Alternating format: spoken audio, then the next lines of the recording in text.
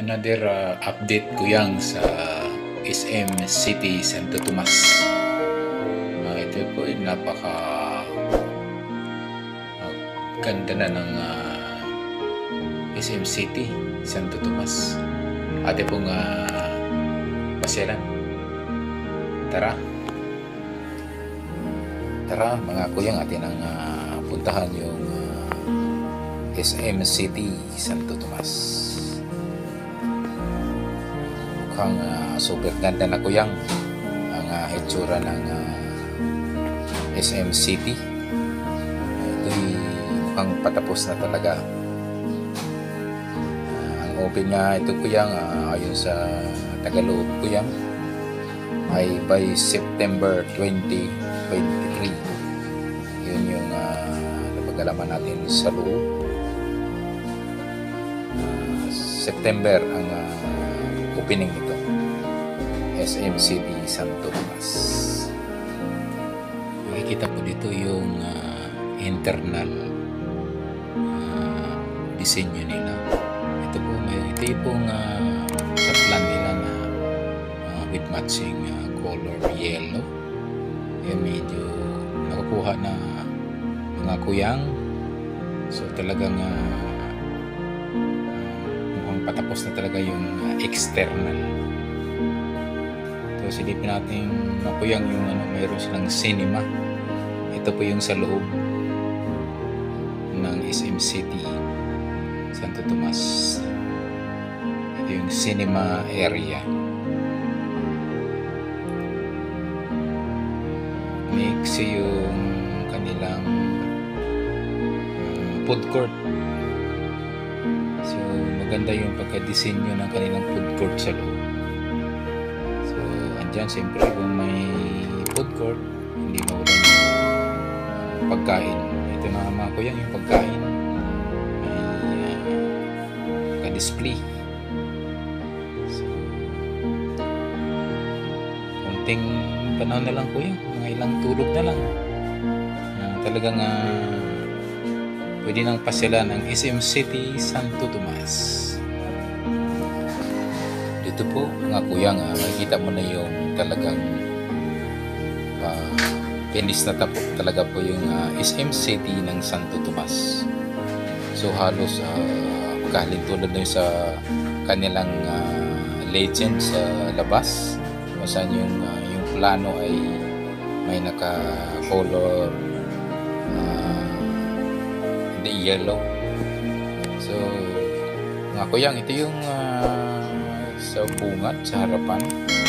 Ito yung kanyang itsura ng ito yung as per nasa loob ay by September talaga ang bukas itong SM City Santo Tomas. Ilang tulog na lang mga kuyang at ay pasyala na.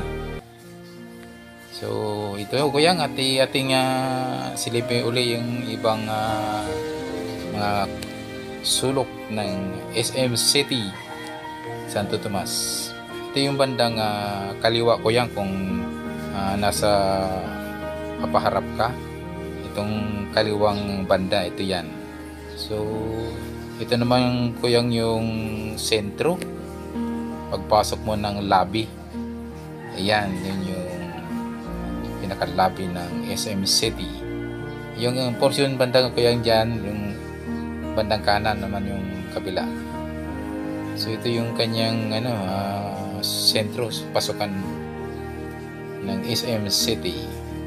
Napakaganda na. Talagang ilang araw na lamang ang iniintay. Ito'y bubuksan na talaga sa public.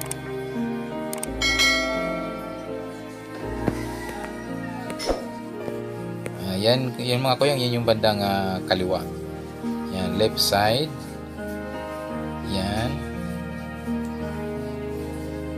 Ito po yung left side mga kuyang, kung papasok ka tapos haharap ka sa highway.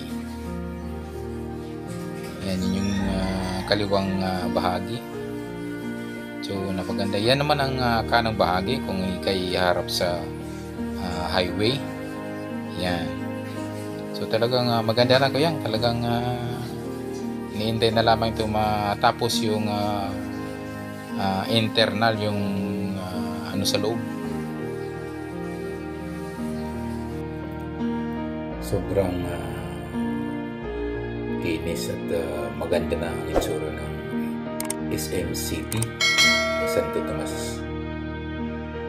Nasarap ng pumasyal mga kuyang.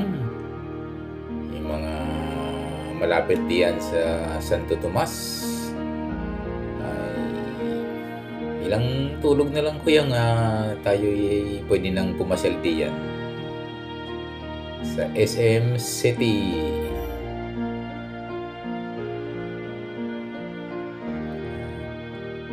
Tumpak sa opening nila kuyang, kasi ang balita namin kuyang ang opening nito ay September. So talagang himig Pasko na kuyang yung kanilang opening. Talagang maganda nga sa pagbubukas ng SM Santo Tomas. By September ang balita namin ng opening nito. Ito mga kuyang, talagang most awaited dito kuyang sa mga, lalo na sa mga Tomasino, sa mga malapit diyan sa Santo Tomas. Ito yung ating pwede na nating gimmick-gimmickan, yung mga nag-gimmick diyan. Gustong bumasyal, yan, pwede na mag-unwind. So napakaganda po.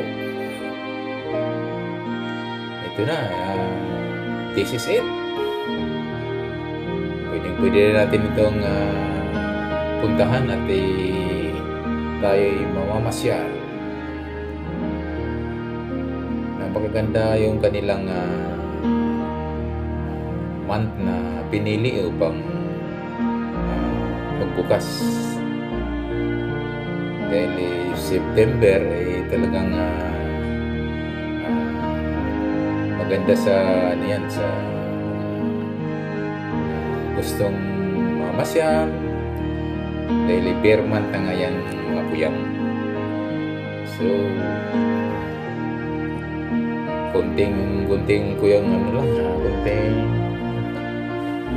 tulog na lang kuyang para tayo'y kita-kits tayo dyan sa SM City Santo Tomas. Mukhang ang napakagandang mall nito dahil parang napakalawak. Okay, tagyan dito na lang kuya. Thank you so much for watching. Don't forget to subscribe. God bless you.